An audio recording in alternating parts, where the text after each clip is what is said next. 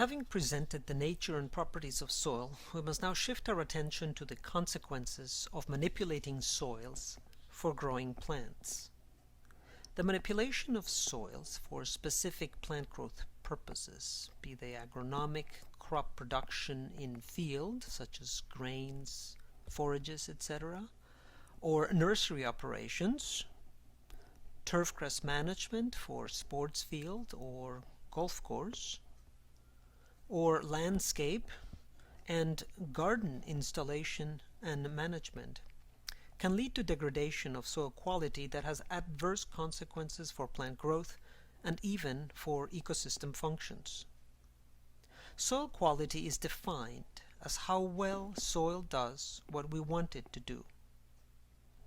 Healthy soil gives us clean air and water, bountiful crops and forests, productive rangeland, diverse wildlife, and beautiful natural and constructed landscapes. Soil has both inherent and dynamic qualities. Inherent soil quality is a soil's natural ability to function. For example, sandy soil drains faster than clayey soil. Deep soils has more room for roots than soils with bedrock near the surface. These characteristics do not change easily. Dynamic soil quality is how soil changes depending on how it is managed.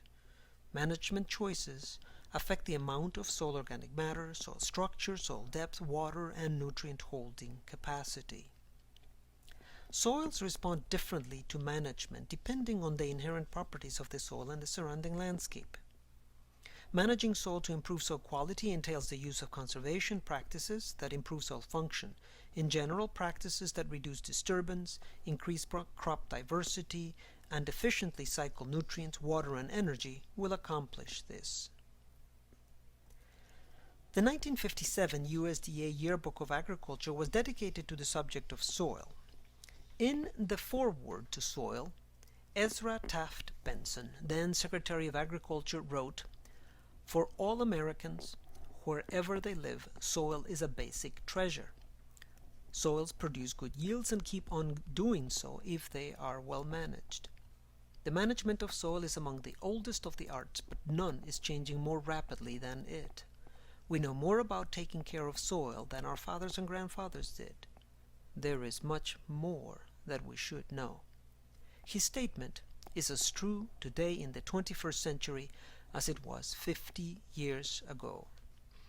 Stewardship of this most valuable resource is a continuing imperative. The importance of high-quality soils cannot be overstated. It was recognized in a dramatic way in the 1930s during the famous Dust Bowl events. Largely as a response to the devastating Dust Bowl years, in 1934, the United States Congress created a permanent federal agency, the Soil Conservation Service, to safeguard the nation's soil resource. This agency was initially charged to collect and analyze data about soil erosion, its causes, and its severity. It was also responsible for coordinating research to develop tillage and grazing practices that would reduce soil erosion. These practices were then demonstrated to farmers and ranchers. The agency was organized into approximately 3,000 soil conservation districts and is now called the Natural Resources Conservation Service. The NRCS provides leadership in a partnership effort to help America's private landowners and managers conserve their soil, water, and other natural resources. It provides technical assistance in identifying problems associated with soil management and develops educational resources that highlight best management practices. Many agricultural activities associated with the growth of plants have profound effects on soil. Crop production interferes with the process of soil formation, first by removing the plants and other organisms that were involved in the process up to that time. Any litter layer at the soil surface is removed by clearing and cultivation, which, if done improperly, can lead to alteration of soil structure by compaction and also leaching, erosion, and mineral oxidation.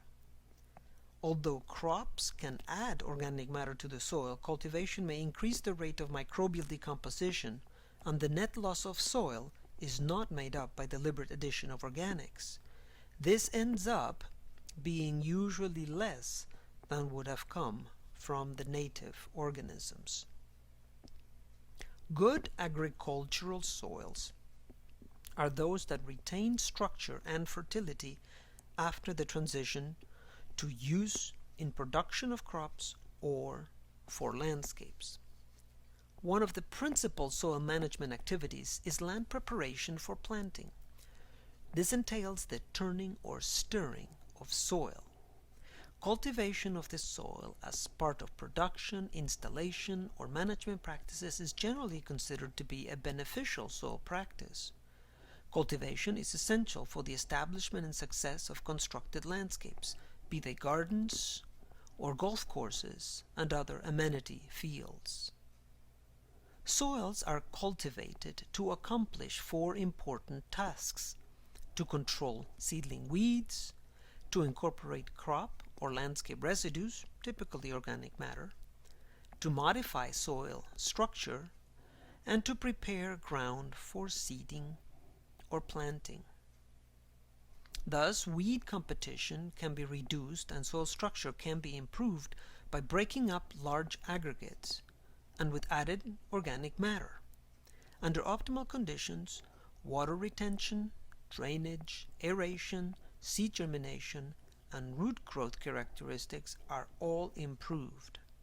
Cultivation, improperly carried out or performed under suboptimal conditions, can lead to soil compaction, and erosion by wind and water can be exacerbated. In other words, soil structure and stability can be improved or destroyed according to how the land is managed. This ends part 1 of soil manipulations.